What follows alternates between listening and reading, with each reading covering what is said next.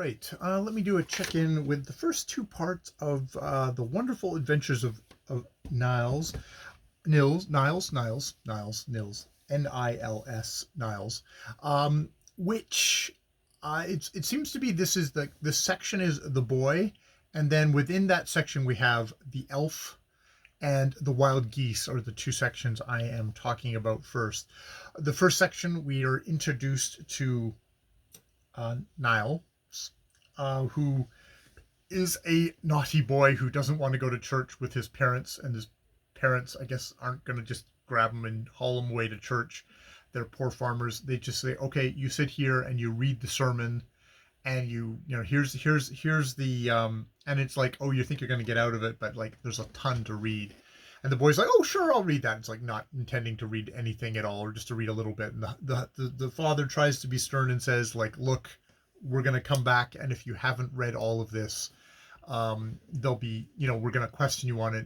If it's apparent that you haven't, then you'll be in real trouble." And he's like, and as they go, it's just like the parents are definitely, it's like, oh God, he is such a disappointment. He is such a bad boy. He's cruel to the animals, doesn't work. And his mother's definitely like, I'm worried that he's just going to be a sorrow both to himself and to us as he grows up. They go off to church. He does sit down and start to read the sermon, but he just gets sleepy and he dozes off. And when he wakes up, he looks in there's a looking glass in front of him, and he notices that his mother's chest is open, and all of her kind of more kind of old kind of traditional clothing, very kind of ornate clothing that people don't wear anymore, is open. And there is a tiny little man, a tiny elf, has taken something out and is looking at it, and is looking at it very intensely, kind of reverently. And he's like, "Oh, it's gonna be fun. I'll catch it." And indeed, he gets like a butterfly net, and he catches it. And the elf kind of begs for mercy, begs, and it's like, "I'll give you all this stuff for it." And he's like, this thing is kind of like, it's weird and uncanny. In some ways, he just wants to get rid of it. So he agrees, and he makes to let go. But then as he's doing that, he says, "Oh shit, I should have like asked for a bunch of stuff, including to have the sermon beamed into my head. So I'd have the sermon in my head."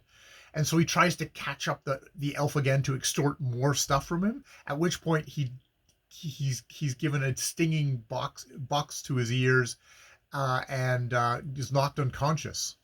And when he wakes up, he has been diminished.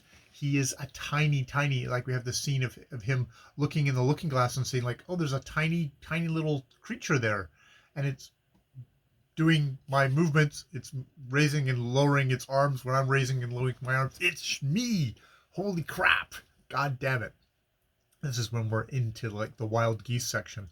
He's like, "I have to go find it." He heard that elves hang out in the cow shed. So he goes out.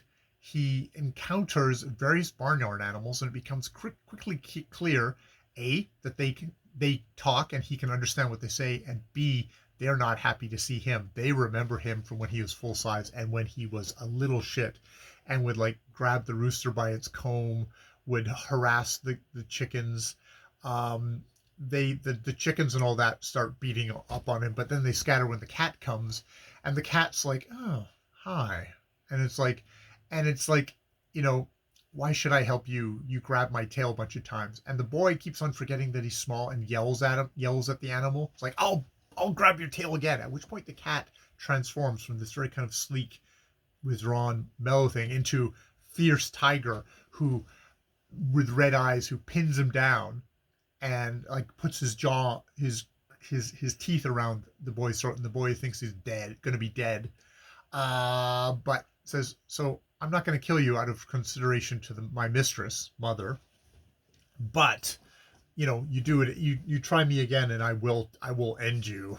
Basically, it's like boy's like, "Oh shit."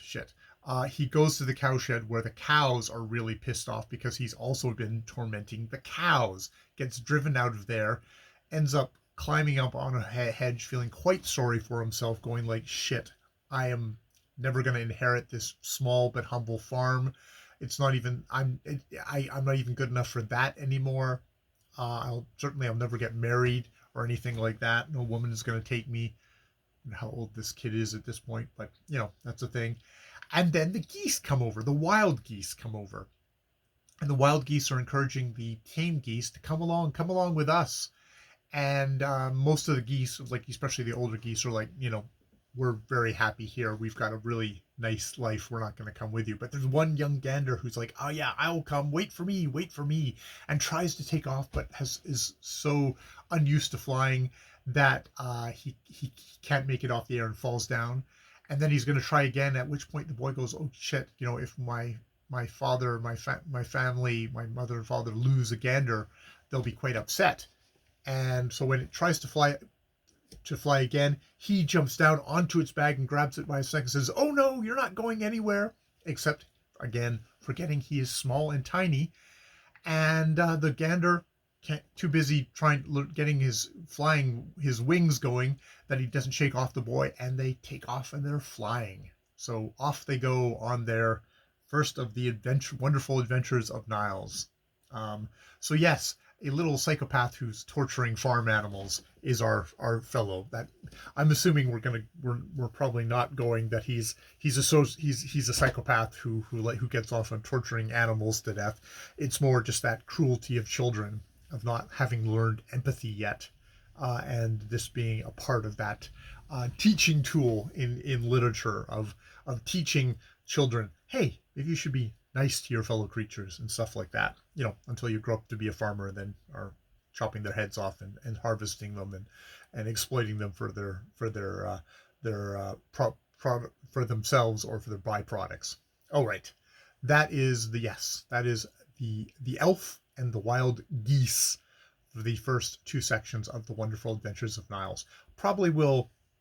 It is children's lit. I think I'll probably, unless stuff really comes up, I'll let it go a couple of sections before I chime in again, and maybe I'll not so much just tell the story, but yeah, we'll see how it goes. I just wanted to get that first bit down. Like, why did that elf change him? Well, it's like he reneged on the deal we had, because he's a little shit, greedy little shit.